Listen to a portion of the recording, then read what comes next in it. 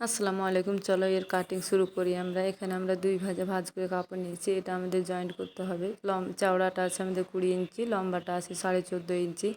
এখানে আর একটা আমরা পুট অনুযায়ী আমরা কাপড় নিয়েছি 4.5 ইঞ্চি, লম্বা নিয়েছি 5.5 ইঞ্চি। এখানে 1 ইঞ্চি রাউন্ড করে দিয়ে কেটে দেবো। কেটে তারপরে উপরের দিকটা আমরা সমান করে কেটে দেবো। তারপরে এখানে আমাদের জয়েন্টটা দিয়ে দেবো। জয়েন্টটা দিয়ে দেওয়ার পরে 4 ভাঁজ করে নেবো কাপড়টা। 2 ইঞ্চি করে আরমোলের মাপ দিয়ে দেবো। আরমোলের মাপ দিয়ে দেওয়ার পরে এখানে কাটিং করে দেবো। এইভাবে আমাদের কাপড়টা প্লেট হবে। তারপরে এখানে আমাদের সাইডের জোড়াটা খুলে নেব। কেটে দেওয়ার পরে এখানে আমরা গলার মার্কিং করব। গলা দিব 2.25 ইঞ্চি চওড়া, লম্বা দিব 3 ইঞ্চি, আর সামনের গলা হবে 1.5 ইঞ্চি। এভাবে রাউন্ড করে মিলিয়ে দিয়ে কাটিং করে দেবো পিছনের দিকটা। তারপরে খুলে নিয়ে এবার আমরা সামনের পার্টটা কাটিং করব। সামনের পার্টটা কাটিং করা হয়ে গেলে পিছনের পার্টটা এখানে কাটিং করে দেবো আমাদের হুকের জন্য। তারপরে এখানে হাতার জন্য আমরা 2.5 ইঞ্চিতে মার্ক করে লম্বা করে দাগ দিয়ে দেবো। কাটিং করে দেওয়ার পরে 4 ভাঁজ করে আমাদের এখানে রাউন্ড করে দেবো হাতার মার্কিং অনুযায়ী। তারপরে এখানে আমাদের জোড়াটা খুলে নেব।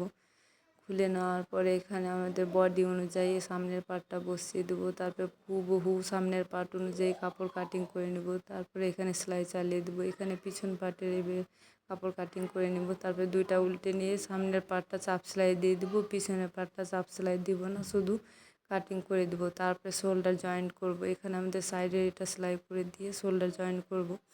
এখানে একটা শোল্ডারের উপরে আরেকটা শোল্ডার রেখে এভাবে জয়েন্ট করে এটা পরে পিছন পার্টের পটিটা উল্টে দেবো। তারপরে আমাদের শোল্ডার জয়েন্ট করা হয়ে গেলে এখানে আমাদের মিডিল বরাবর কাট বসিয়ে দেবো। তারপরে এখানে আমাদের কুচি বসিয়ে দেবো এভাবে। তো মিডিল থেকে সেলাই করে দিয়ে চার দিক থেকে সেলাই করে দেবো। তারপরে আমাদের সামনে পিছের পাটটা একইভাবে সমানভাবে লাগিয়ে দিয়ে এখানে আমরা চাপ সেলাই বসিয়ে দেবো। আমাদের পিছন সামন পাট একই রকম বসা হয়ে গেছে। তারপরে এইভাবে প্লেট বসিয়ে আমরা হাতাটা জয়েন করব।